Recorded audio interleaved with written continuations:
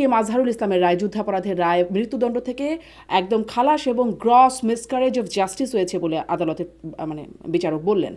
বা 21শে আগস্টের রায়, সেটাও একদম পুরোপুরি উল্টে গিয়ে সবাই খালাস হয়ে গেল।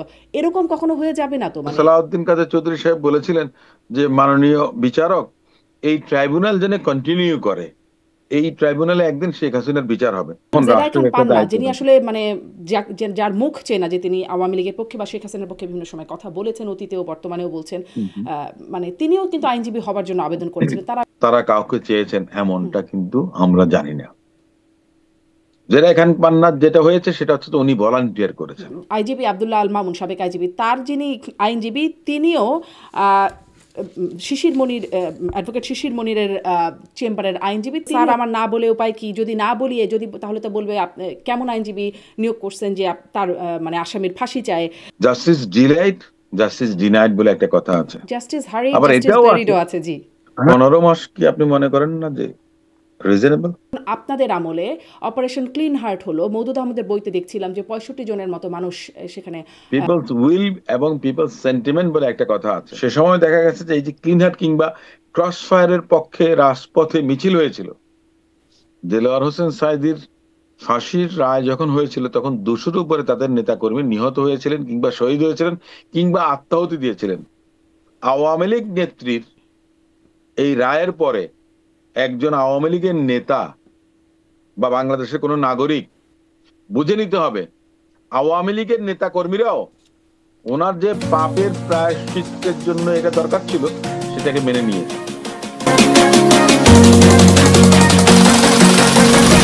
প্রশ্ন হবে লাগামহীন। জানতে চাই, জানাতে চাই এই সময়ের পালস অফ পলিটিক্স।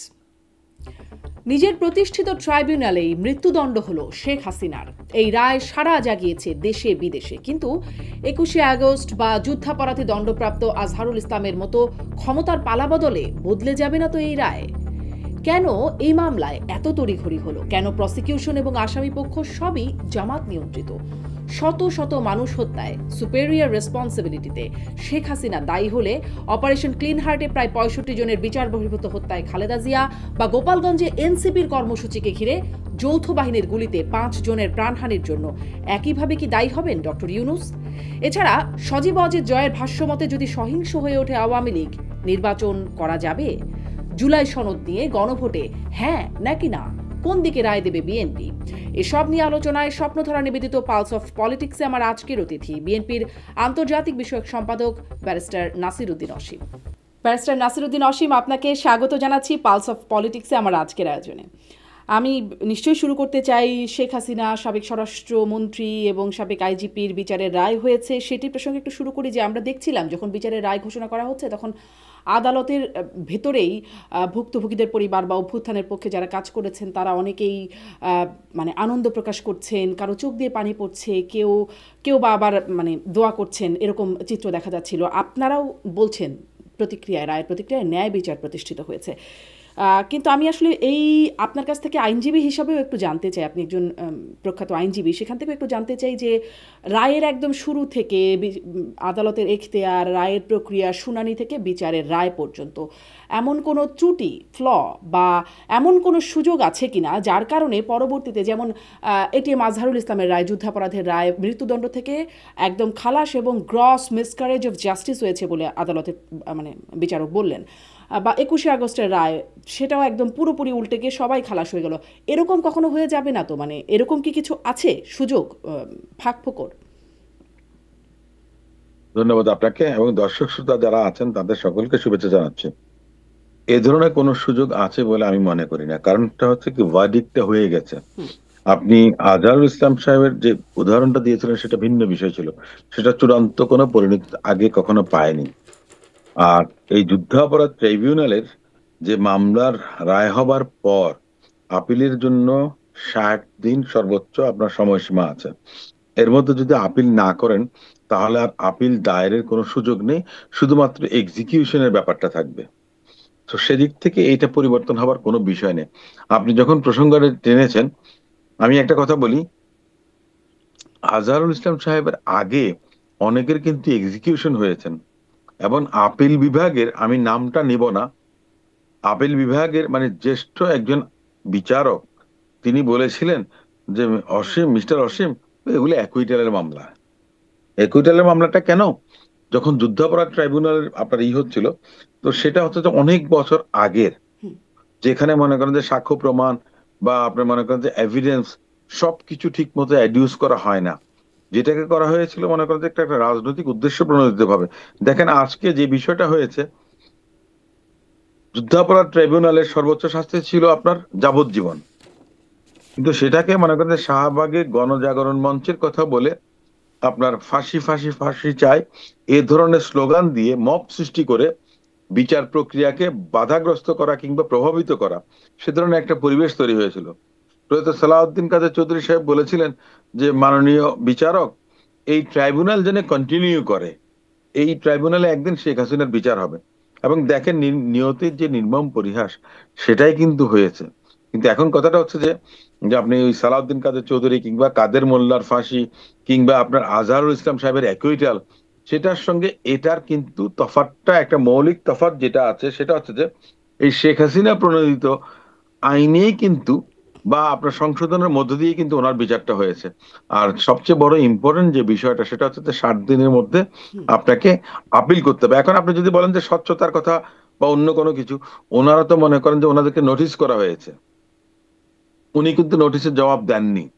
পরবর্তীতে রাষ্ট্রকে নিয়োজিত করতে হয় একজন ডিফেন্স কাউন্সিল হিসেবে। আপনার হিউম্যান রাইটস ওয়াচ বলেন, অ্যামনেস্টি ইন্টারন্যাশনাল বলেন, তারা সবাই কিন্তু বলেছে যে ফাঁসির রায়ের বিরুদ্ধে তারা বলেছেন, কিন্তু টোটাল যে মৌলিক রায়টা যেটা, সেটার বিরুদ্ধে কেউ কোনো কথা না, বলেননি। মানবাধিকার সংস্থাগুলো তো বলছে যে অ্যাবসেন্টে, মানে তার অ্যাবসেন্সে বিচার হয়েছে, এবং তার পক্ষের আইনজীবী, তার নিয়োজিত আইনজীবী ছিলেন না, এই প্রসঙ্গগুলো তো মানে বলছে, উল্লেখ করছে মানবাধিকার সংস্থাগুলো। ওনাকে নোটিশ করা হয়েছে, উনি আইনজীবী নিয়োগ করেন নাই। হুম। কিন্তু আমরা দেখেছিলাম তখন জেদাই খান রাষ্ট্রের একটা পান্না, দায়িত্ব যিনি থাকে। আসলে মানে যার মুখ চেনা, যে তিনি আওয়ামী লীগের পক্ষে বা শেখ হাসিনার পক্ষে বিভিন্ন সময় কথা বলেছেন, অতীতেও বর্তমানেও বলছেন, হুম, হুম। মানে তিনিও কিন্তু আইনজীবী হবার জন্য আবেদন করেছিলেন, তার আবেদনটিও খারিজ হয়ে গেছে। সেটা আমি আমি এই বিষয়টা আমি খুব একটা অবগত নই। আমার কথাটা হচ্ছে যে মনে করেন যে জেরা খান পান্না নিজের থেকে নিজে আপনার ভলান্টিয়ার করেছেন, কিন্তু অ্যাকিউজড হিসেবে শেখ হাসিনা কিংবা আসাদুজ্জামান খান কামাল তারা কাউকে চেয়েছেন হুম, এমনটা কিন্তু আমরা জানি না। জেরা খান পান্নার যেটা হয়েছে সেটা হচ্ছে যে উনি ভলান্টিয়ার হুম। করেছেন, শেখ হাসিনার নিযুক্ত হিসেবে তিনি কিন্তু আপনার আবেদন করেননি কিংবা নিয়োগ প্রাপ্ত হননি। জি। না, তা হন নাই। কিন্তু মানে ওই যে বলছিলাম যে তার মুখটি চেনা। তিনি বরাবর শেখ হাসিনার পক্ষে বিভিন্ন সময় কথা বলেছেন, ও আগেও আইনজীবী হিসেবেও কাজ করেছেন, মানে আওয়ামী লীগের পক্ষে বিভিন্ন সময়। সেজন্য বলছিলাম যে মানে তাকেও নিয়োগ করা হয় নাই। এই যে মানে সমালোচনাগুলো হচ্ছে যে তার অ্যাবসেন্সে হয়েছে, বা আসামি মানে আইনজীবী নিয়োগ করার সুযোগ পান নাই। আরও একটা বিষয় আলোচনায় আসছে, যেটা সমালোচনা জায়গা। আমি আসলে ডেভিলস অ্যাডভোকেট হিসেবে কিছু কিছু বিষয়গুলো নিয়ে একটু আলোচনা করতে চাই, আপনার ব্যাখ্যা জানতে চাই যে এই আদালতের পুরো প্রক্রিয়াটা কি বায়াসড ছিল কিনা, বা মানে আপনি আগেরটা বলছিলেন রাজনৈতিক আমার তো কারণে হয়েছে। কারণ আমার কারণ যেই প্রশ্নগুলো আমি হচ্ছে, আমি প্রশ্নগুলো উত্থাপন করে দিই, আপনি একবারে বলেন যে এখানে পাবলিক প্রসিকিউটর যারা আছেন, বা মানে প্রসিকিউশনে যারা আছেন, তারা জামাতের পক্ষের, আগেও যুদ্ধাপরাধীদের পক্ষে তারা ডিফেন্স করেছেন। আইনজীবী হিসেবে, আসামি পক্ষের আইনজীবী হিসেবে তো সেটা রাষ্ট্র নিয়োগ করা, এবং আইজিপি আবদুল্লাহ আল মামুন, সাবেক আইনজীবী, তার যিনি আইনজীবী তিনিও শিশির মনির, অ্যাডভোকেট শিশির মনিরের চেম্বারের আইনজীবী, তিনিও মানে সেই হিসেবে জামাতের আইনজীবী হিসেবে পরিচিত। সেক্ষেত্রে মানে একটা একটা বায়াসনেসের বিষয় পাওয়া যায় কি না? এমনকি এই আদালতের মানে আন্তর্জাতিক অপরাধ ট্রাইব্যুনালের উপদেষ্টা, এখন প্রধান চিফ উপদেষ্টা হিসেবেও আছেন টবি ক্যাডম্যান, দেখছিলাম, মানে যারা আগে ঠিক অন্য পক্ষে ছিলেন, এখন এই অবস্থায়। রবি ক্যাটম্যান কখনো বাংলাদেশে আসতে পারেন, হুম, আগের সরকার তাকে কখনো অ্যালাউ করেন। কারণ আমি আপনাকে একটা প্রশ্ন করি, আপনি যখন, আপনি তো এখন মার্কিন যুক্তরাষ্ট্রে থাকেন, আপনি যখন কোনো গ্রসারি শপে যান, তখন কি আপনাকে জিজ্ঞেস করে যে আপনি আওয়ামী লীগ করেন না বিএনপি করেন? আওয়ামী লীগ করলে আপনার কাছে সদাই বিক্রি করবো না। হুম, কিংবা বাংলাদেশের কোনো রাস্তার ফুটপাতে চা বিক্রি করেন, সিগারেট বিক্রি করেন, বিক্রেতা এবং ক্রেতা কারো মধ্যে কি কখনো কথোপকথন শুনেছেন যে আপনি আওয়ামী লীগ করেন বা বিএনপি করেন, আপনার কাছে আমি বিক্রি করব না? হুম, আইনজীবী কিংবা ডাক্তার পেশায় তাদের যে প্রফেশনাল যে একটা আছে, কমিটমেন্ট আছে, সেটা যেই আসুন না কেন তার কাছে সবাই সমান। ঠিক তেমনটা এখানে ঘটেছে। এখন কে আগে ডিফেন্স কাউন্সিল ছিলেন আর আজকে কে প্রসিকিউশনে আছেন, এটা বিচার্য বিষয় নয়। প্রফেশনাল যেই যোগ্যতাটা আমার, সেই হিসেবে কিন্তু আমি রিপ্রেজেন্ট করব রাষ্ট্রকে কিংবা বিবাদীকে। ঠিক তেমনটাই ঘটেছে এখানে, এমন কোনো কিছুর ব্যত্যয় কিন্তু ওই যে ঘটেনি। একটা মাঝখানে আবার দ্বিতীয়, যেমন স্কাইপি কেলেঙ্কারি, যুদ্ধাপরাধের বিচারের সময় সেটা খুব আলোচিত হয়েছিল, সমালোচিত হয়েছিল। এখনো দেখা যাচ্ছে যে ওই এটা তো লাইভ সম্প্রচার হয়েছে, তার একটা অংশ যেটি আনুষ্ঠানিকতার বাইরে একটা অংশ, সেখানে শেখ হাসিনার আইনজীবী এবং বিচারকের সাথে কথা হচ্ছে। সেখানে শেখ হাসিনার আইনজীবীকে বলছেন বিচারক যে আপনি তো মিডিয়ার সামনে এরকম কথা বলেন। তিনি বলছেন যে স্যার আমার না বলে উপায় কি, যদি না বলিয়ে যদি তাহলে তো বলবে কেমন আইনজীবী নিয়োগ করছেন যে তার মানে আসামির ফাঁসি চায়। তখন মানে আমারও বদনাম হবে, মানে বিচারকেরও বদনাম হবে, এরকমটা বলছিলেন, প্রশ্ন উঠবে, এবং তখন একটা হাসাহাসি হচ্ছিল আদালতে। তো এই বিষয়গুলো কি প্রতিফলন ঘটায়? বিষয়টা হচ্ছে যে যেটা আমি কি বললাম না না বললাম, তাতে কি ম্যাটেরিয়াল কোনো আপনার এফেক্ট হয়েছিল বিচার কার্যে? আমার কাছে তা মনে হয় না। এই যে বিচার হয়েছে, এখানে তো আপনার যে যে চৌধুরী আব্দুল্লাহ মাহমুদ, যিনি আপনার পুলিশের আইজিপি ছিলেন, যিনি রাজসাক্ষী হয়েছেন, ওনার অনেক ব্যাপার সাবস্টেন্সিয়েট করেছে এই টোটাল ট্রায়াল প্রক্রিয়াটাতে। তারপরে যেটা জাতিসংঘ একটা প্রতিবেদন দিয়েছে, ও জাতিসংঘ তো জামাত কিংবা বিএনপি কিংবা এনসিপি কিংবা অন্য কোনো রাজনৈতিক দল রিপ্রেজেন্ট করেন না। তো সেদিক থেকে অনেক বেশি স্বচ্ছ ছিল এই বিচার প্রক্রিয়াটা।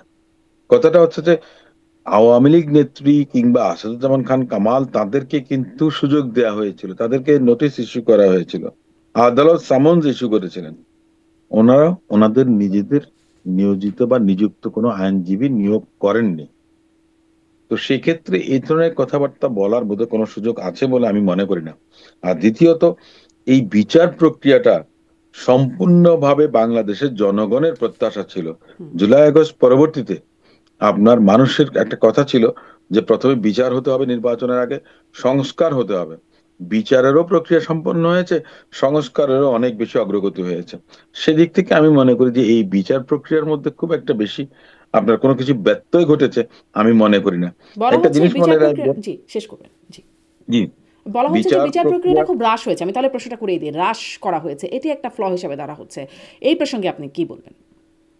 হ্রাস বলতে কি আপনি বলতে পারেন যে খুব দ্রুততার সঙ্গে? হুম হুম।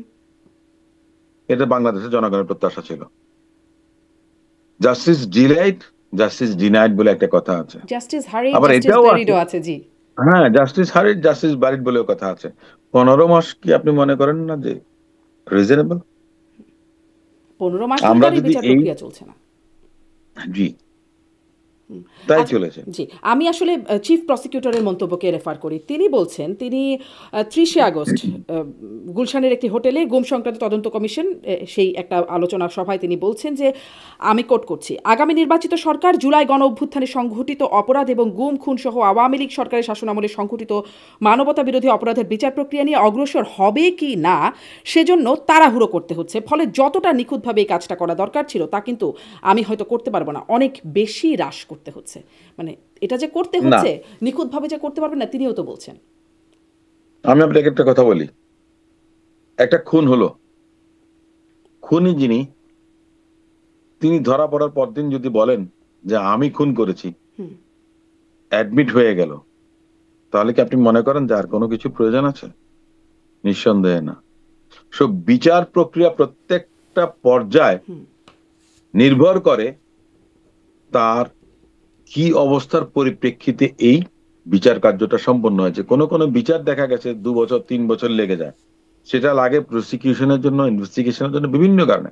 পৃথিবীতে নজির আছে 40 বছর পরেও দেখা গেছে যে এমন হয়েছে যাকে আপনি কনভিক্ট করেছেন তাকে অ্যাকুইটাল দেয়া হয়েছে।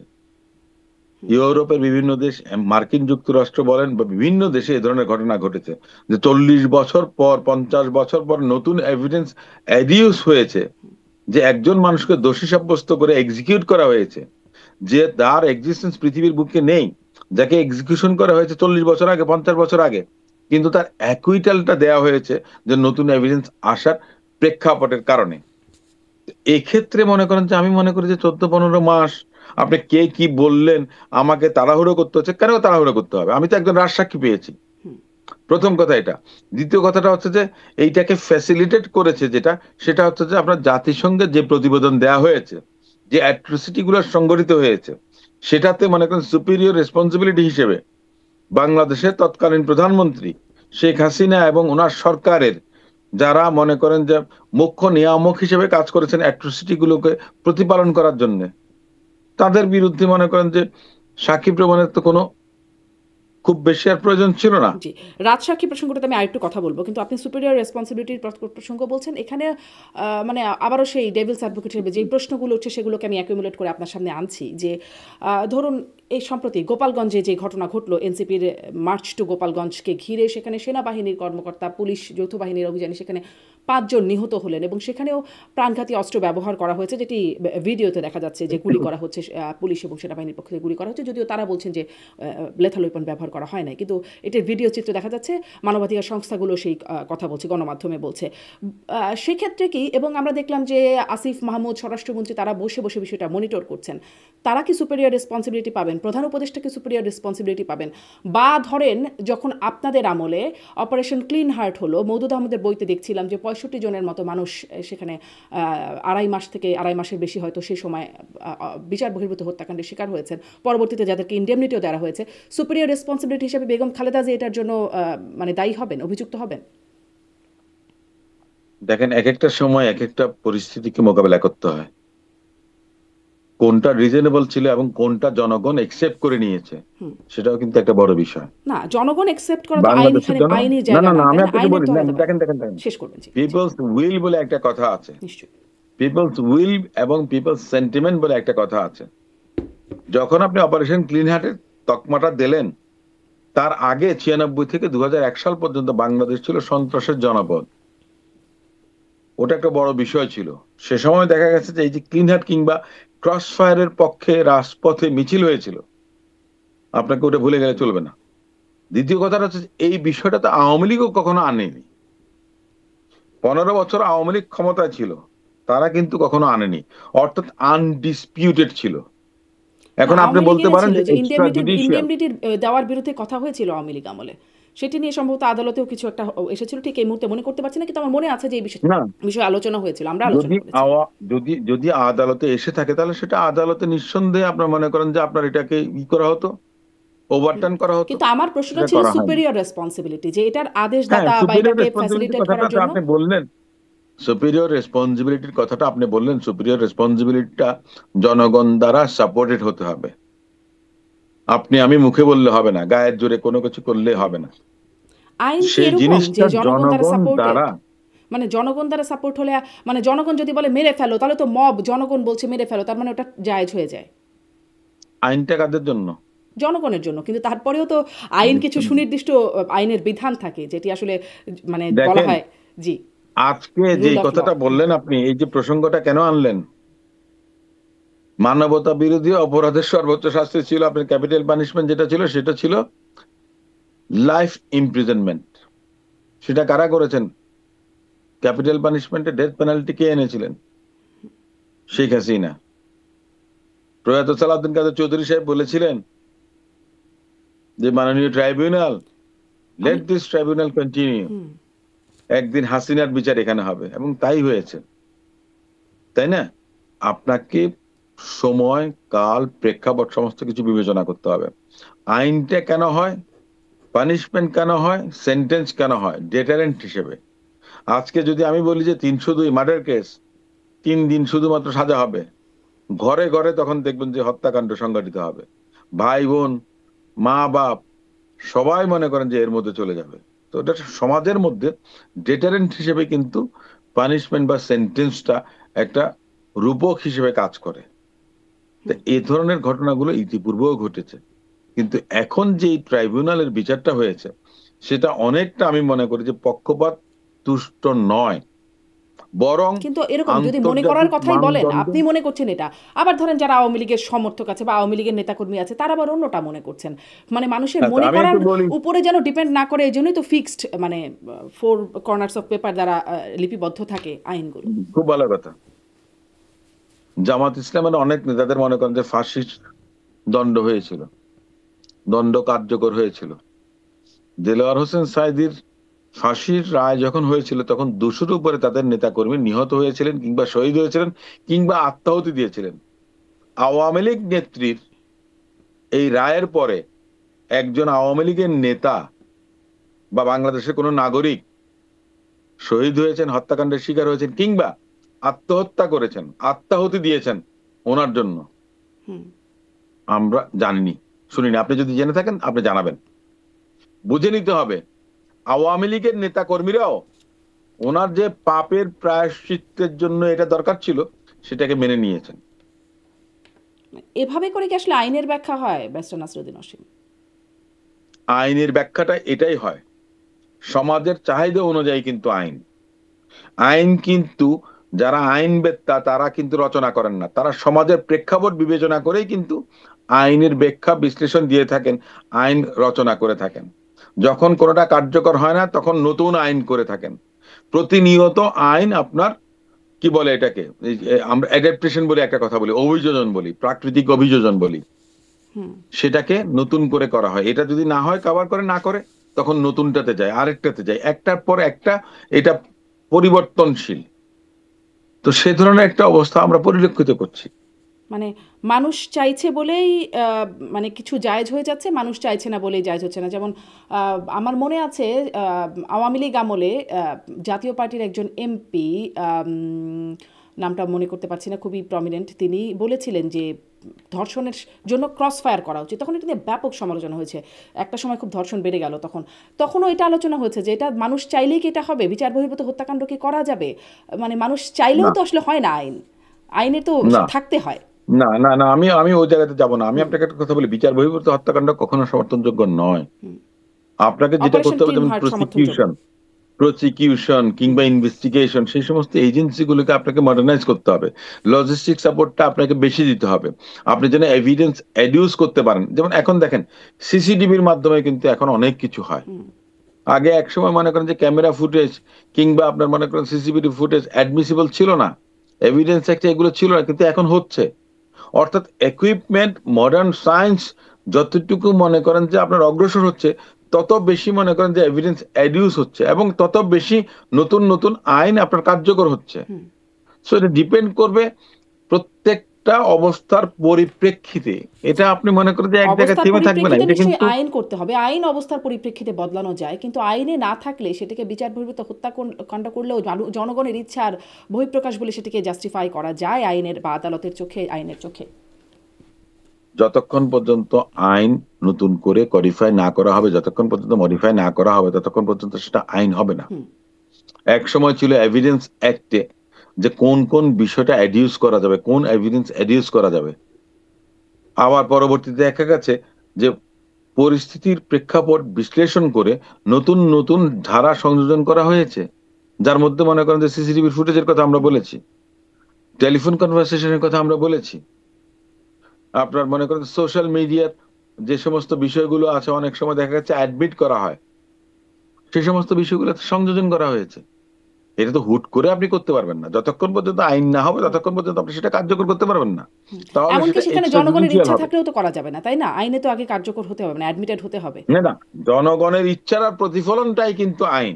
কিন্তু সেটা তো আগে করতে হবে, আইনে জনগণ লিপিবদ্ধ যেটা করতে হবে। চাইবে সেটাকে পরবর্তীতে, না, যতক্ষণ পর্যন্ত আপনি আইনে পরিণত না করবেন ততক্ষণ পর্যন্ত হবে না। জি, সেই জন্যই আমি কিন্তু যা জিজ্ঞাসা কিছু করছিলাম, হয়েছে, তাহলে সেই বিচার বহির্ভূত হত্যাকাণ্ডগুলো তো আইনে লিপিবদ্ধ করা হয় না, যে জনগণ চাইলে আইন বিচার বহির্ভূত হত্যাকাণ্ড করা যাবে, তাহলে কেন সুপিরিয়র রেসপন্সিবিলিটি যাবে না? না, ওটা ভিন্ন বিষয়।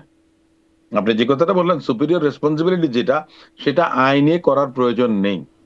সেটা আপনি কতটুকু দায়ী বা না দায়ী, সেটা আপনার মনে করেন superior responsibility that comes with your office, এটা পরিষ্কার কথা।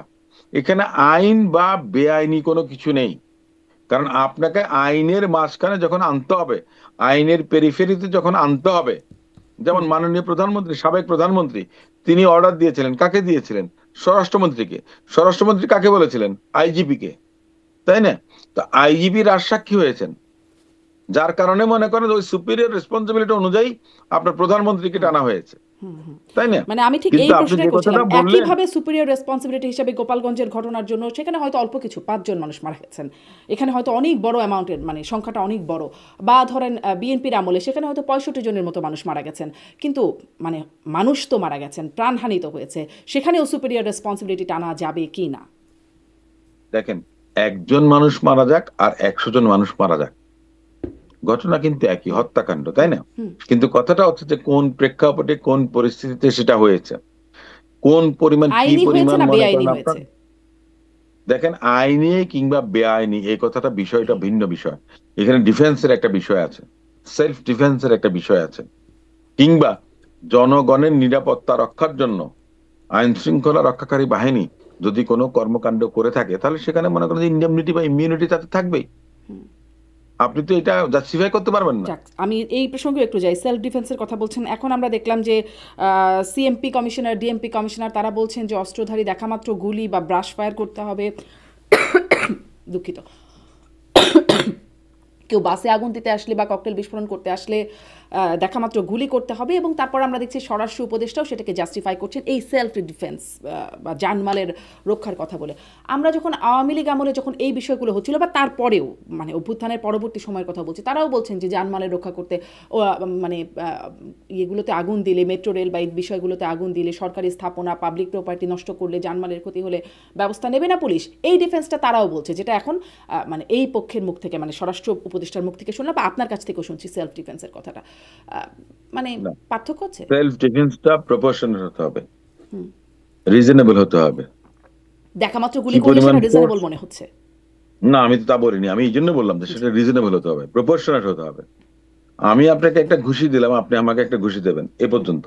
আমি আপনাকে ঘুষি দেবো তার মানে এই না যে আপনি আমাকে পিস্তল দিয়ে গুলি করে হত্যা করবেন। আমি সেটা সমর্থন করি না।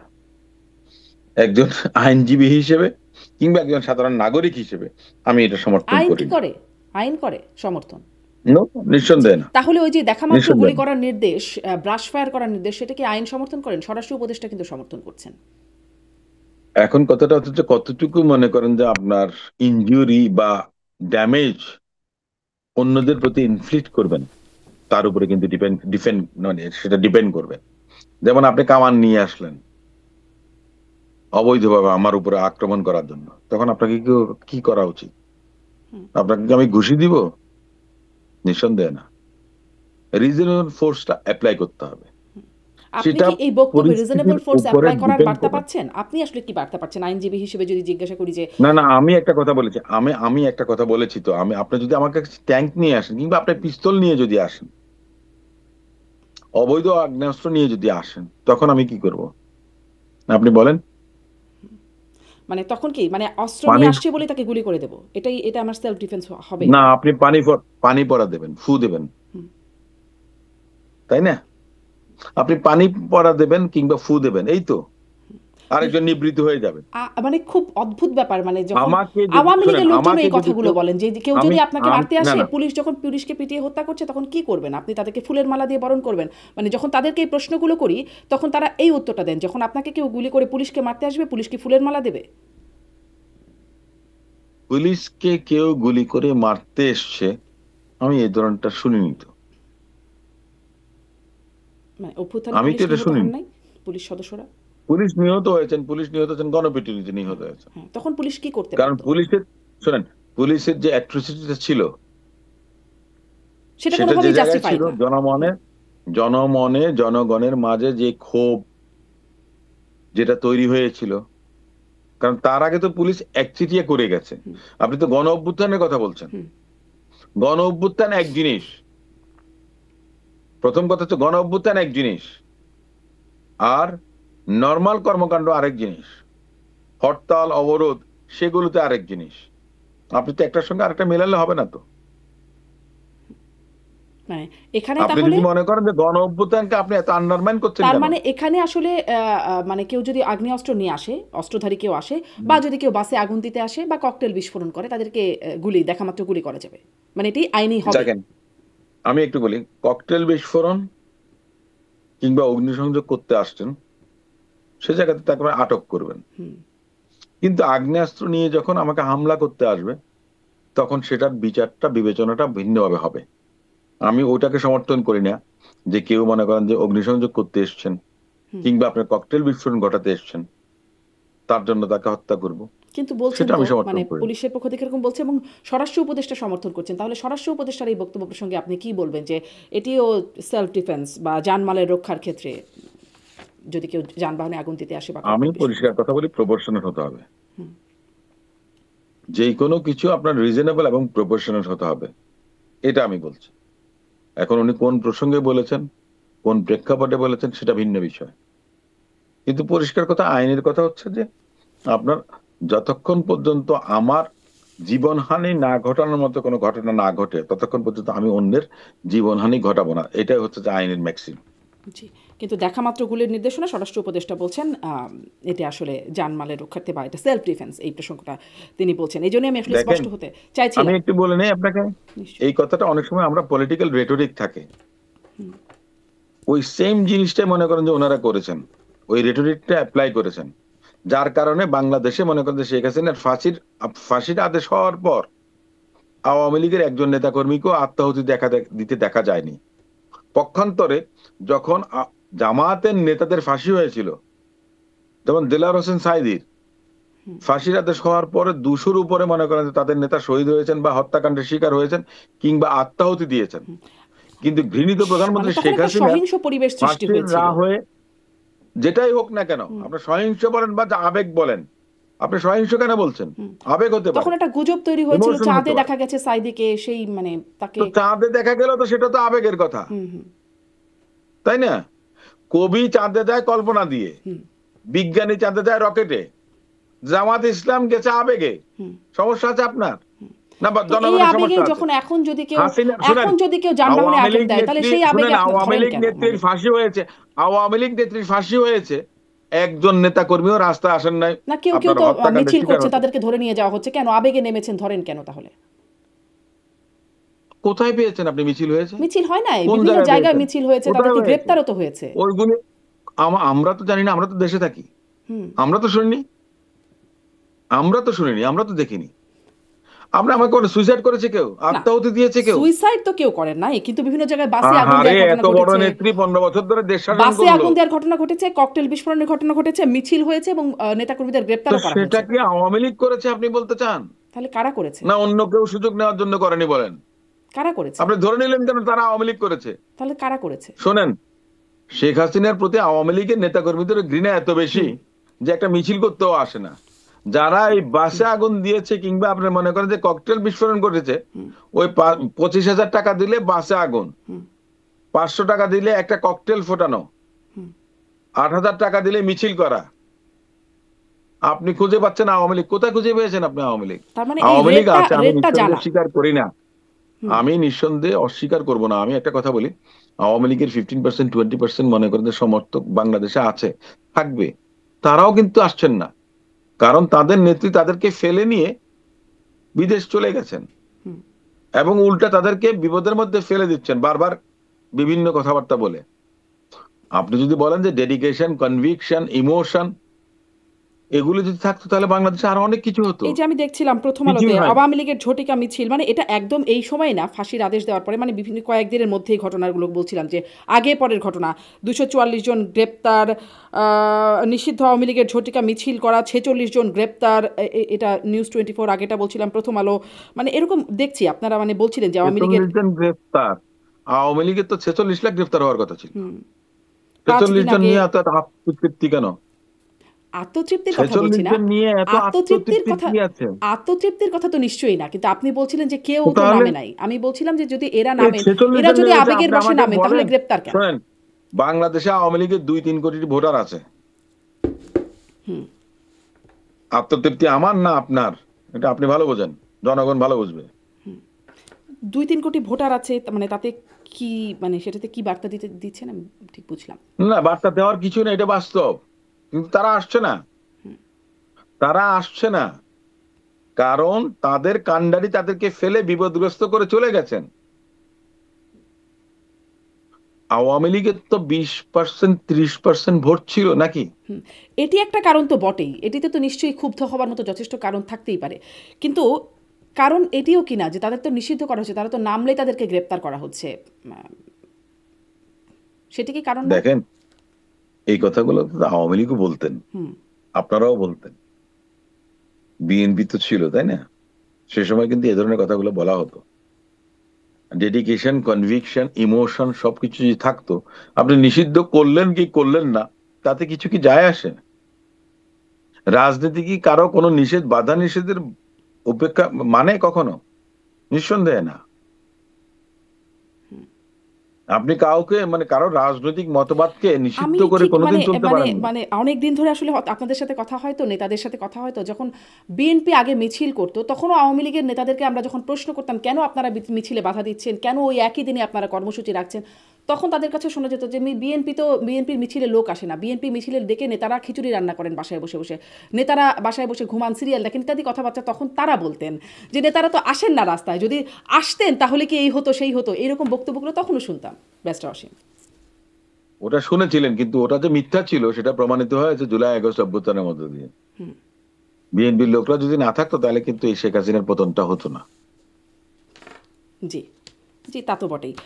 যাই হোক, মানে আপনি শুরুতেও বলছিলেন যে নিয়তির কি নির্মম পরিহাস, নিয়তি আসলে কেমন করে যেন ক্ষমতার সাথে সাথে বা সময়ের বদলের সাথে সাথে নিয়তিটাও বদলে যায়, রাজনীতিকদের বিশেষ করে। আমি একটু এটাও আসছি, আপনি রাজসাক্ষী প্রসঙ্গটা আনছিলেন একটু আগে, সেটা নিয়েও আমি একটু জানতে চাই যে চৌধুরী আব্দুল আল মামুনের ৫ বছর, তারও মৃত্যুদণ্ডযোগ্য অপরাধ আদালতই বললেন, কিন্তু তার মাত্র ৫ বছর, যেখানে আসলে ভুক্তভোগীরাও সেটা নিয়ে মানে তাদের আপত্তির কথা জানাচ্ছেন বা অসন্তুষ্টির কথা জানাচ্ছেন। এখানে কি কোনো নেগোসিয়েশন বা কোনো ডিলের ব্যাপারটা থাকতে পারে? কেন ৫ বছর? আবার এখানে ওই একই বক্তব্য যে তিনি কিন্তু শিশির মনিরের মানে ল ল্যাব, সেই সেখানকার একজন সিনিয়র অ্যাসোসিয়েট, চৌধুরী আব্দুল আল মামুনের আইনজীবী জায়েদ বিন হ্যাঁ, আমজাদ। হ্যাঁ, মানে কোনো নেগোসিয়েশন বা কোনো ডিলিংস আছে কি? কেন তার ৫ বছর হলো মাত্র? হ্যাঁ, নেগোসিয়েশন আছে। আচ্ছা। নেগোসিয়েশন হতে তো বাধা নেই তো। আপনি যে রাজসাক্ষী হবেন সেটা তো পার্ট অফ নেগোসিয়েশন, সারা পৃথিবী জুড়ে সেটা আছে। যেমনটা আছে, আপনি নেগোসিয়েট নিজে নিজে করতে পারেন। আপনি যখন, যেমন ব্রিটেনে, আপনি যদি আপনার দোষটা আগে স্বীকার করেন তাহলে প্রথমেই আপনাকে 1/3 সেন্টেন্স আপনার বাদ যাবে। ঠিক আছে, এটা সারা পৃথিবী জুড়ে রেকগনাইজড। তো এখানে চৌধুরী আব্দুল্লাহ মাহমুদ হাসান, তিনি প্রসিকিউশনকে হেল্প করেছেন, যেটাকে ফ্যাসিলিটেট করেছে এই মামলাটাকে তাড়াতাড়ি শেষ করার জন্য।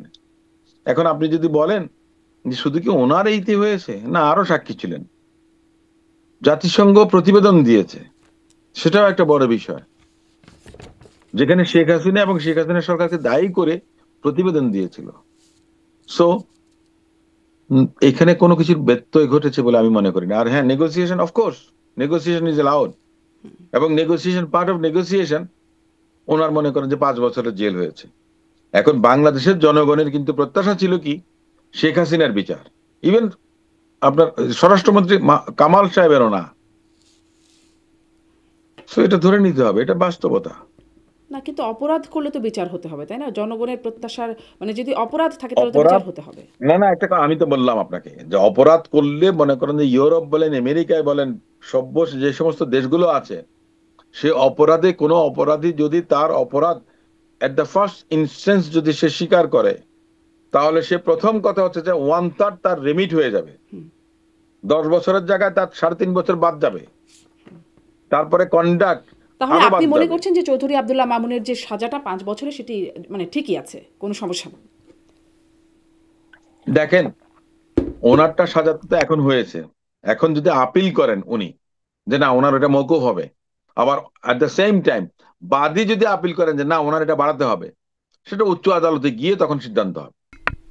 আচ্ছা, আচ্ছা, সেটি দেখা যাবে উচ্চ আদালতে আসলে যান কিনা, আপিল হয় কিনা, কারণ প্রসিকিউশন তো বলেছে মানে তার ব্যাপারটা আদালতের উপর ছেড়ে দিয়েছিলেন, বাকি দুজনের ক্ষেত্রে মৃত্যুদণ্ড চেয়েছেন, আর তার ব্যাপারটা আদালতের উপর ছেড়ে দিয়েছেন, অর্থাৎ তাদের আসলে আপিল করার না, জায়গা। আদালতের উপর ছেড়ে দিলেও কিন্তু ওনার লয়ারের কিন্তু রাইট আছে, এবং ওনার নিজের রাইট আছে, হ্যাঁ, উনি অ্যাপিল করতে পারেন। হ্যাঁ, আবার মনে করেন যে বাদী যিনি আছেন, তারও রাইট আছে অ্যাপিল করার। জি জি, সেক্ষেত্রে ওই সময়, নির্দিষ্ট সময়ের মধ্যে আপিল করতে হবে, এটি আইনি ব্যাপার। আমি একটু এটি আসি যে সেই রায়কে ঘিরে কিছু মানে রায়ের দিনে ৩২ নম্বরে ভাঙচুর, সেটিকে নিয়ে একটা বুলডোজার, আবার সেখানে বুলডোজার নিয়ে যাওয়া, এই কর্মসূচিগুলো আমরা দেখলাম। আমরা দেখেছিলাম যে যখন ফেব্রুয়ারিতে হলো 32 নম্বরে ভাঙচুর, তখন সরকার কোনো আসলে সেভাবে পদক্ষেপ নেয় নাই। বেশ খানিকটা পরে একটা প্রতিবাদ, মানে সুশীল সমাজের মতো একটা প্রতিবাদে দিয়েছিল, কিন্তু সেখানে খুব আইন শৃঙ্খলা বাহিনী যে খুব ব্যবস্থা নিতে গিয়েছিল তেমনটা হয়নি। কিন্তু এবারে বেশ শক্ত অবস্থানে ছিল। মানে পার্থক্য কি হলো? তখন ছিল না, এখন এত শক্ত অবস্থানে কিছু পরিবর্তন হলো কি? পরিবর্তন একটা হয়েছে যে দেখেন, জুলাই আগস্টের যে কর্মকাণ্ড, তখন মনে করেন যে পুলিশের মোরালটা কিন্তু অনেকটা ভেঙে গিয়েছিল। আইন শৃঙ্খলা পরিস্থিতি সহজে স্বাভাবিক হয়নি। হঠাৎ করে মনে করেন যে যে জিনিসটা তখন হওয়ার কথা ছিল জুলাই আগস্টের পরবর্তীতে, সেটা না হয়ে হয়েছিল ফেব্রুয়ারিতে। সেখানে উদ্দেশ্য প্রণোদিতভাবে কেউ না কেউ এই কাজটা করেছে। একই জিনিস তারা করতে চেয়েছেন, কিন্তু সরকারের যে সামর্থ্যটা একটু বেড়ে গেছে বা পুলিশ প্রশাসনের তাদের যে সক্ষমতাটা একটু বেড়েছে, সেটার প্রমাণটা পাওয়া গেছে আপনার রায়ের দিন। যে বুলডোজার নিয়ে এসেছিলেন, ভেবেছিলেন যে আগের মতো সে মব জাস্টিস করবেন, সেটা সম্ভব না। এবং বাংলাদেশে বর্তমান অন্তর্বর্তীকালীন সরকার সেটাকে সহ্য করবেন না, বরদাস্ত করবেন না, তার প্রমাণটা দেয়া হয়েছে। এটাই হলো কাহিনী। জি, কিন্তু আমরা দেখছিলাম যে এই বুলডোজার মানে দিয়ে ভাঙার যে আহ্বান, সেটি আগেও যেমন প্রবাসী অনলাইন অ্যাক্টিভিস্ট পিনাকি ভট্টাচার্য করেছিলেন, এবারও তিনি অনলাইনে সেটি করেছেন। এবং আমরা দেখলাম যে যখন এই তাদেরকে দমানো হচ্ছে বা তাদেরকে বারণ করা হচ্ছে, তখন মোবাইলে ডিসি মাসুদ তিনি পিনাকি ভট্টাচার্যের আহ্বান বা নির্দেশ সেটিকে বাজাচ্ছেন যে এখন না, এখন বাসায় ফিরে যাও, আপনারা বাসায় ফিরে যান, আমরা পরে এটাকে আবার ধ্বংস করে দেওয়া হবে, এরকম বার্তা তিনি দিচ্ছেন। এটিকে আসলে আপনি কিভাবে দেখছেন? মানে এটি কি আইন শৃঙ্খলার বাহিনীর কর্মকাণ্ডের যথাযোগ্যতা প্রমাণিত হয় এর মধ্য দিয়ে? দেখেন, এক একটা সময় এক একটা ধরনের এক এক ধরনের স্ট্র্যাটেজি নেওয়া হয়। যে স্ট্র্যাটেজিতে মনে করেন যে ডিফিউজ করা যায় সাময়িকভাবে, সেটা তারা করেছেন। কিন্তু একটা কথা হচ্ছে যে তাদেরকেও মেসেজ দেওয়া হয়েছে, যারা বিদেশ থেকে, দেশের বাইরে থেকে এই ধরনের অপকর্মগুলো করার চেষ্টা করেন, তাদেরকে কিন্তু একটা দাঁত ভাঙা জবাব দেওয়া হয়েছে। কিভাবে দ্বিতীয় কথাটা হচ্ছে আপনি যেটা কিভাবে দাঁত বললেন, ভাঙা জবাব দেওয়া হলো? যে ডিসি মাসুদ যেটা এক্সপোজ আপনি জানলেন, আমি কিন্তু জানি না। আমি দেশে থাকিও কিন্তু এটা জানি না, কারণ আমার এত বেশি ইন্টারেস্ট নাই। আমার কথা হচ্ছে যে মেরে পিটিয়ে ভাগিয়ে দেন, মব জাস্টিস চলবে না এই দেশে। আইনের শাসন প্রতিষ্ঠা করার জন্য আমরা লড়াই করেছি। আমরা চাই যে আইনের শাসনটা প্রতিষ্ঠিত হোক, জনগণের শাসন প্রতিষ্ঠিত হোক। কেউ দেশের বাইরে থেকে এই ধরনের উস্কানিমূলক কর্মকাণ্ড করবেন, এটা আমরা কখনো মনে করেন যে পছন্দ করি না, জনগণও সেটা বরদাস্ত করবে না। আর দ্বিতীয় কথাটা হচ্ছে, এই যে আপনি যেটা বলেন ডিসি মাসুদের কথা বললেন বা পিনাকি ভট্টাচার্যের কথা বললেন, ডিসি মাসুদ পিনাকি ভট্টাচার্যকে এক্সপোজ করে দিয়েছেন। এক্সপোজ এটা তো এক তিনি ধরনের আগে ভালো কাজ থেকেই একটা। আছেন, তিনি তো আগে থেকেই না এক্সপোজ। না, তিনি আগে থেকে ছিলেন, অফিসিয়ালি না, উনি ওনার মতো ছিলেন, উনি ওনার মতো ছিলেন। কিন্তু রাষ্ট্রের দায়িত্ব, আইন শৃঙ্খলা রক্ষার দায়িত্বে নিয়োজিত একজন রেসপন্সিবল অফিসার এই বিষয়টা শুনিয়েছেন, আপনি যেটা বললেন আমি জানতাম না। তাতে কিন্তু অফিসিয়ালি তাকে অ্যাকর্ড করে দিয়েছেন যে ওনারা এগুলি করে থাকেন, বা ওনার সাহায্য ইঙ্গিতে নিয়েছেন। এটা হয়েছে। হ্যাঁ, এটা একটা ভালো জিনিস। সাধারণ জনগণ অ্যাওয়্যার থাকবেন এখন, অ্যাওয়্যার থাকবে কি, তাই মানে না? যদি তাই হয় তাহলে তার বিরুদ্ধে কোনো, যদি মানে সেটা যদি অন্যায় হয়, তাহলে তার বিরুদ্ধে যিনি আহ্বান করছেন, ডাকছেন, যার ডাকে আসছেন, তার বিরুদ্ধে কোনো ব্যবস্থা, সেটা কি আইনি না, মানে ব্যবস্থা নেওয়ার কথা না আইন অনুযায়ী? আমি মনে করি যে সরকারের উচিত ব্যবস্থা নেওয়া, যদি এই ধরনের কোনো উস্কানিমূলক কেউ কোনো কিছু করে থাকেন। কিংবা আপনি যেটা তাহলে বললেন সেটা সেটা কেন হয় না? নিঃসন্দেহে উস্কানিমূলক বিষয় ছিল, সেটা কেন হয় নিঃসন্দেহে না? উস্কানিমূলক ছিল, এবং সেটার ব্যবস্থা নেওয়া উচিত। তাহলে সেটা কেন হয় না? এটা তো সরকার বলতে পারবেন, আমি তো সরকারের কেউ না। জি, বাট সরকার। সরকারের কাছে আমি দাবি জানাবো, তাদের বিরুদ্ধে ব্যবস্থা নেওয়া উচিত। জি, জি, আপনি বলছেন ব্যবস্থা নেওয়া উচিত। তিনি আবার আপনাদের প্রসঙ্গেও মানে খুব বিএনপি কেন গণভোটে হারবে, বিএনপি কেন নির্বাচনে হারবে, এই বিষয়েও অনেক বিষয় বলেন। আপনাদের সাথে কি কোনো মানে দূরত্ব আছে, বা মানে বিএনপির সাথে কোনো সমস্যা আছে অনলাইন অ্যাক্টিভিস্টদের, মানে প্রভাবশালী আমি অনলাইন ঠিক জানি অ্যাক্টিভিস্টদের? না ওনার সঙ্গে বা পিনাকি ভট্টাচার্য, ওনার সম্পর্কে আমার খুব একটা ওনার ধারণা নেই। তবে আপনার এই যে আমরা যে কথাটা বলছি আজকে, 2013 সালে গণজাগরণ মঞ্চ, তিনি অনেক নিয়ামক ভূমিকা পালন করেছিলেন। ওনারা আপনার টক শো আমি দেখেছি। একটা পর্যায়ে মনে করেন যে এই যে ফাঁসি ফাঁসি চাই যে সমস্ত কথাগুলো ছিল, তার মধ্যেও ওনাদের অবদান ছিল। এবং ওনার অবদানটা একটা সময় দেখা গেছে যে শেখ হাসিনার পক্ষে গেছে, মানে শেখ হাসিনার বিপক্ষে গেছে। আজকে যে শেখ হাসিনার ফাঁসি হয়েছে, হয়তো বা ফাঁসি হতো না, কারণ আপনার ওই ট্রাইব্যুনালে আপনার সর্বোচ্চ শাস্তি ছিল আইনে যাবজ্জীবন ছিল। এখন যেটা হয়েছে ডেথ পেনাল্টি। তো তো সেটার সঙ্গে মনে করেন যে পিনাকি ভট্টাচার্য তারা জড়িত ছিলেন, না, ওটা সে তো আসলে সময়কার কথা ওটা তো আমরা আসলে যদি বলি। শাহবাগে ছিল কাদের মোল্লার যখন সাজা হয় তখন তার ডেথ পেনাল্টির জন্য আসলে মানে শাহবাগ আন্দোলন হয়েছিল। এটা তো মানবতা বিরোধী অপরাধের জি, জন্য, জি। এখানেও কিন্তু মানবতা হুম, বিরোধী অপরাধের জন্যই কিন্তু হয়েছে। সময়টা কখন সেটা বিচার্য বিষয় নয়, অপরাধটা কি, গ্রাভিটিটা কি এবং অপরাধের মাত্রাটা কি, হুম। কি ধরনের নেচারের অপরাধ, জি, জি। ওটাও মানবতা বিরোধী অপরাধ, এটাও মানবতা বিরোধী অপরাধ। এই আইনটা শেখ হাসিনার সরকার করেছিল। পিনাকি ভট্টাচার্য সহ যারা ছিলেন শাহবাগের জাগরণ মঞ্চে, তারা ফাঁসির বিষয়টা এনেছিলেন, সরকার আইন পরিবর্তন করেছিলেন সরকার আইন পরিবর্তন এবং করে সেই রাষ্ট্রপক্ষের আইনে, আপিল করার একটা ব্যবস্থা আইনে নিয়ে এসেছিলেন। মানে মৃত্যুদণ্ড তো আগেও অনেকের হয়েছে, সাইদির মানে কাদের মোল্লার পরেও হয়েছে, আগেও হয়েছে, কিন্তু মানে তাকে যেন ফাঁসি দেওয়া হয় সেজন্য রাষ্ট্রে যেন রাষ্ট্রপক্ষ আপিল করার একটা ব্যবস্থা, সেটি আমার যতটুকু মনে পড়ে সেই আইনে আনা হয়েছে। যাই হোক, হুম, আইনি জায়গায় আর না যায়, একটু এই বিষয়ে কিন্তু আসি। আপনার আপনি আপনি আপিল করবেন তো আপনাকে 60 দিনের মধ্যে আপিল করতে হ্যাঁ, হবে। হ্যাঁ। তখন যাদের শাস্তি হয়েছিল তারা দেশের মধ্যে ছিলেন, তারা কারাগারে ছিলেন, তারা তাদের আপিল করার সুযোগটা পেয়েছেন। বাট সাবেক প্রধানমন্ত্রী তিনি কিভাবে আপিলটা করবেন? জি, মানে তিনি আপিল না করলে এই রায় চূড়ান্ত রায়, এটি নিশ্চিত। আমি একটু তাই তো দেখছেন। আমি একটু এই প্রসঙ্গে আসি যে এখন সাবেক প্রধানমন্ত্রী পুত্র সজীব অজয় জয় তিনি বলছেন সহিংসতার মানে যদি নিষেধাজ্ঞা উঠিয়ে না নেওয়া হয় বা তাদেরকে যদি নির্বাচন করতে দেয়া না হয় তাহলে সহিংসতারও ইঙ্গিত দিচ্ছেন। মানে কি মনে হয় নির্বাচনে কোনো অসুবিধা হবে? আপনিও বলছিলেন আওয়ামী লীগ। উনি উনি নির্বাচনে চিন্তা করেন, ওনার মার ফাঁসির আদেশ হয়েছে, উনি কিছু করতে পারেননি, উনি নির্বাচনে চিন্তা করেন কেন? লঙ্কা অনেক দূর। জি, আপনার মনে হয় কোনো আসলে কোনো সমস্যা হবে না, কোনো সহিংসতা বা পরিস্থিতির কোনো অসুবিধা হবে না? বাংলাদেশের জনগণ মনে হয় না সেটা করবে, আওয়ামী লীগের লোকরা করে না, ওনাদের লোকরাও তো করে না, ওটাই তো আমার কাছে মানে খুব অবাক লাগছে।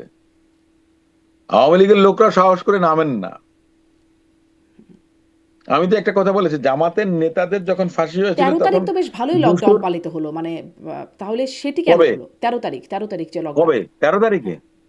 আপনার কাছে লকডাউন মনে হয়েছে? মানে ঢাকা তো বেশ আমরা গণমাধ্যমগুলো খবর দেখলাম ঢাকার রাস্তা ফাঁকা, যানবাহনগুলো চলছে না। বা যারা বের হচ্ছে তারা আবার যানবাহন পাচ্ছেন না। যানবাহনগুলো আবার যাত্রী পাচ্ছেন শোনেন, না। আমি যদি বাসা থেকে না বের হই সেটা ভিন্ন কথা, কিন্তু রাস্তাঘাটে কোনো ঘটনা ঘটেছে এমন তো হয়নি। হুম, কিন্তু তাহলে সেটিও তো মানে তারা আহ্বান করেছেন বাসা থেকে বের হবেন না, মানুষ বের হলো না। তারা মানে বা না, না, না, না। যানবাহনগুলো চালালো না, তাদের আহ্বান সফল হলো। দেখেন আমি একটা কথা বলি, এখানে লকডাউন বলে কোনো কিছু হয়নি।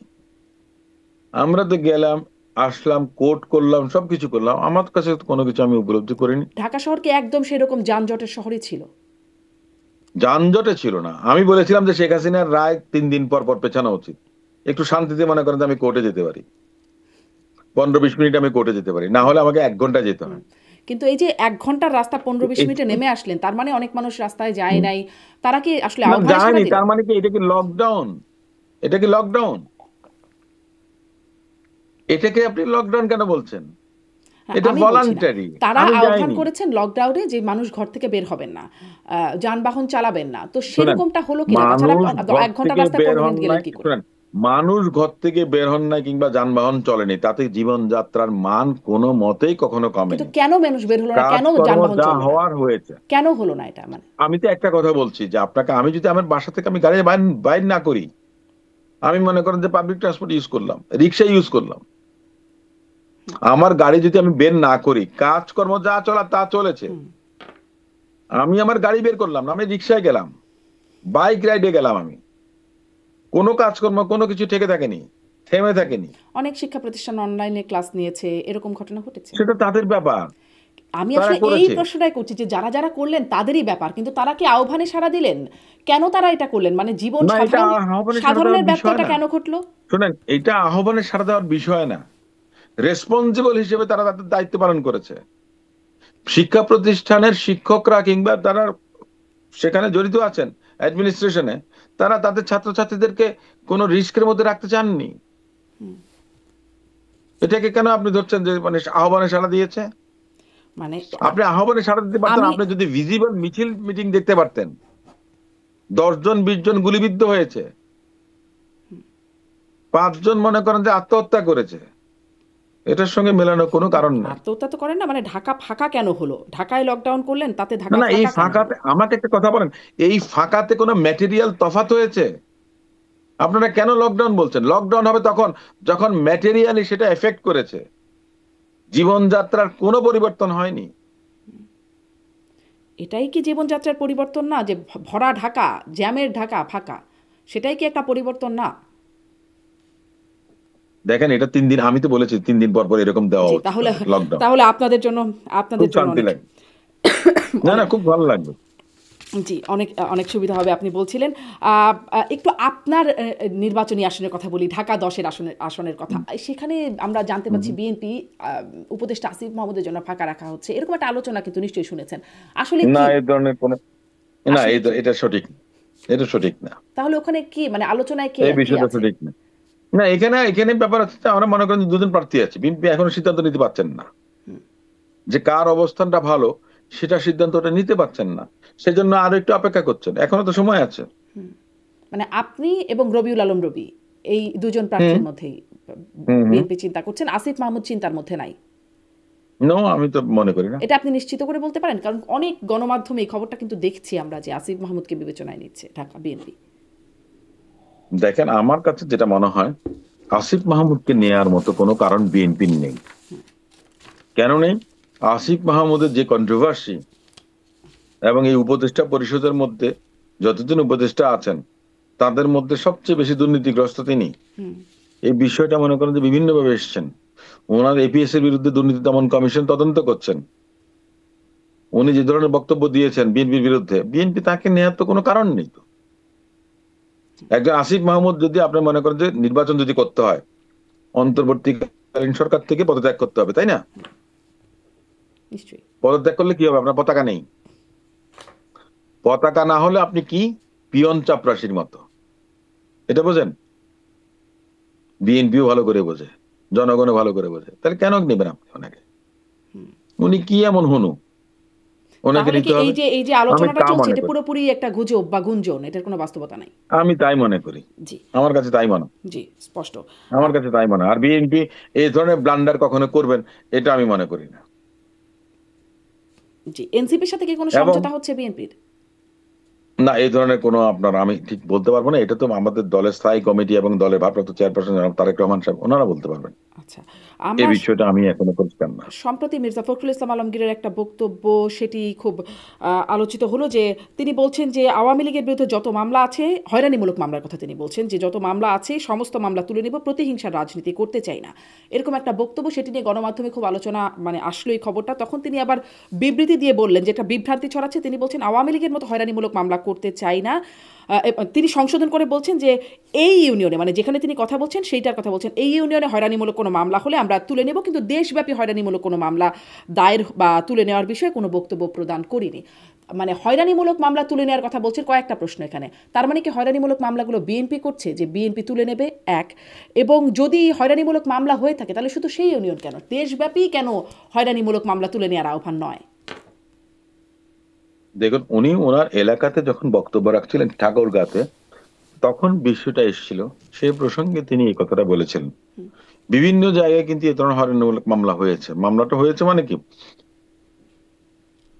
পারপেট্রেটর বা আসামি যারা আছেন তারা তো আছেন, তার সঙ্গে মনে করেন যে বিভিন্ন জন বিভিন্ন ভাবে ব্যক্তিগত রেষারেষি বলেন।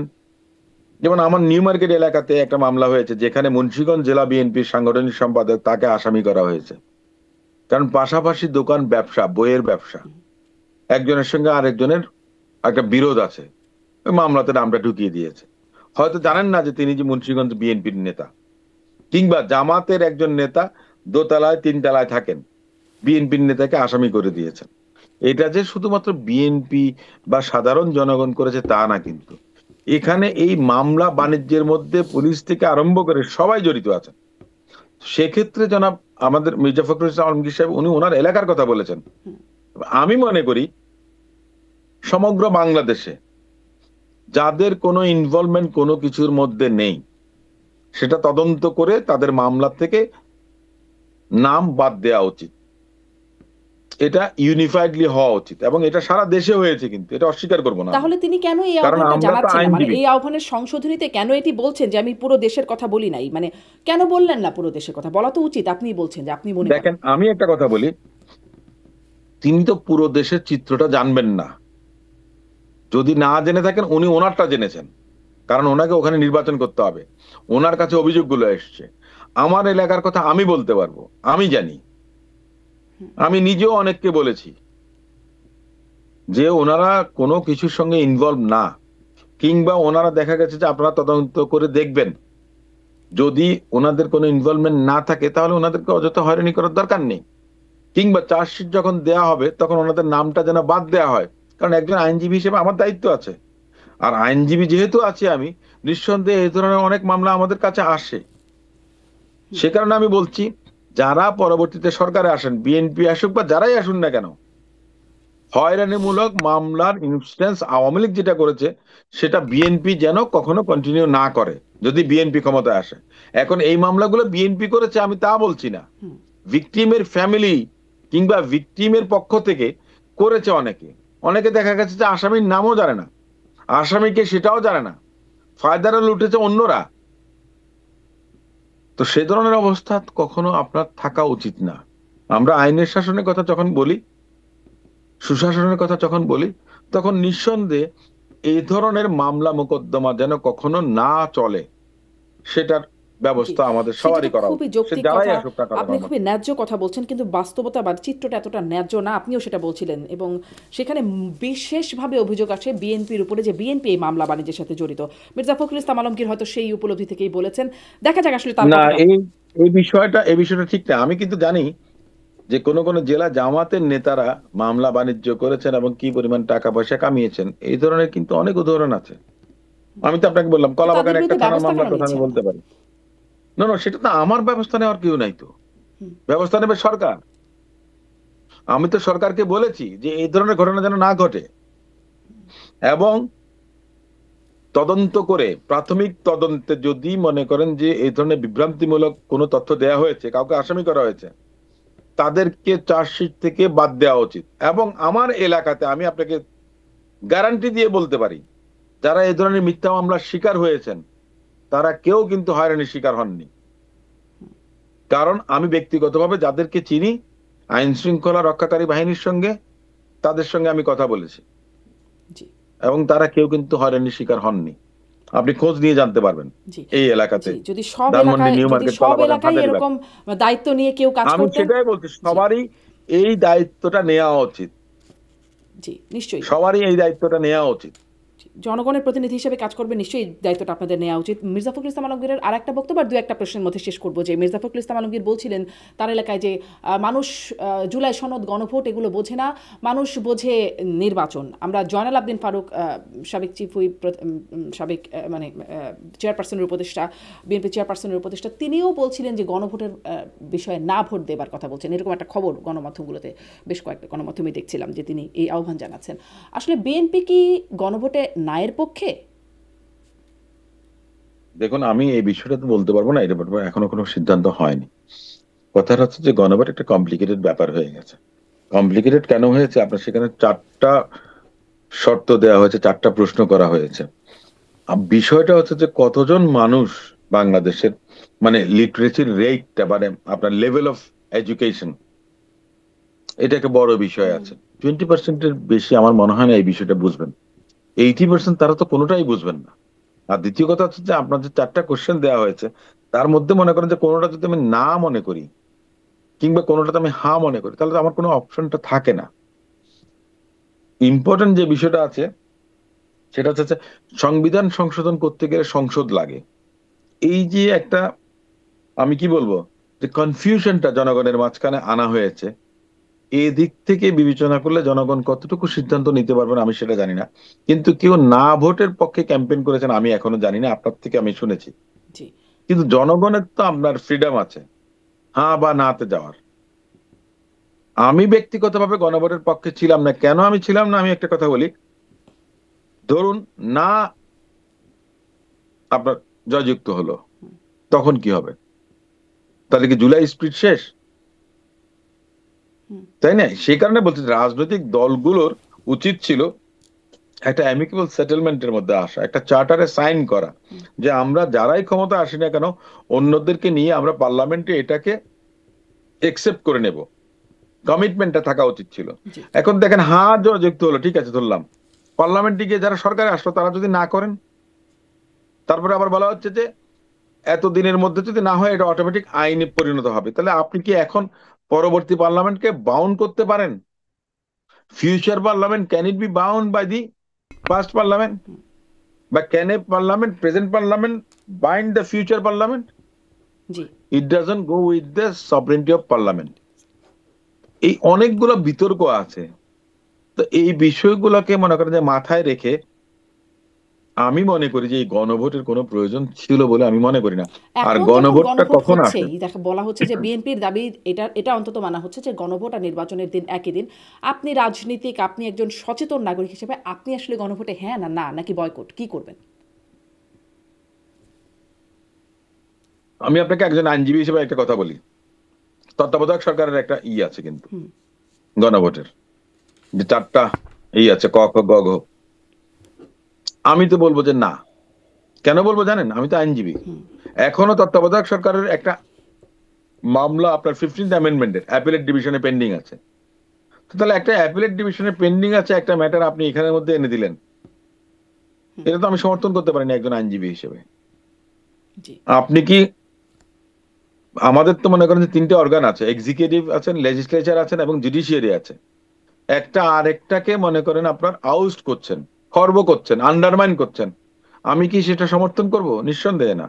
জি একদম স্পষ্ট সেদিক আপনার থেকে অবস্থান। আমার হুম আমার আমার আমার বক্তব্যটা এটাই কিন্তু। জি একদম শেষ একটু প্রশ্নে আসি যে যেদিন শেখ হাসিনার মামলার রায়ের বিচার হলো ঠিক একই দিনে লালদিয়া টার্মিনাল এবং কেরানীগঞ্জের পানগাঁও নৌ টার্মিনাল দুটির দায়িত্ব একটি ডেনমার্কের কোম্পানিকে, একটি সুইজারল্যান্ডের প্রতিষ্ঠানের হাতে, মানে বেশ বড় 21 বছর 33 বছর এরকম মেয়াদে চুক্তি স্বাক্ষরিত হয়ে গেল। এটিও আবার খুব দ্রুততার সাথে হলো, দেখছিলাম প্রথম আলোর এই প্রতিবেদন যে কত দ্রুত কত তাড়াতাড়ি ডেট ফেলে ফেলে এই কাজটি করা হয়েছে।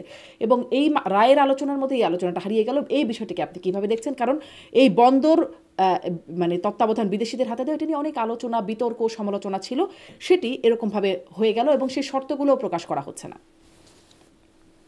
দেখেন, এই বন্দর দেয়াটা ভালো হতে পারে, খারাপও হতে পারে, কিন্তু আমার কথাটা হচ্ছে যে ইভেন এটা যদি ভালোও হতো তাহলে বাংলাদেশের জনগণের জানার অধিকার ছিল।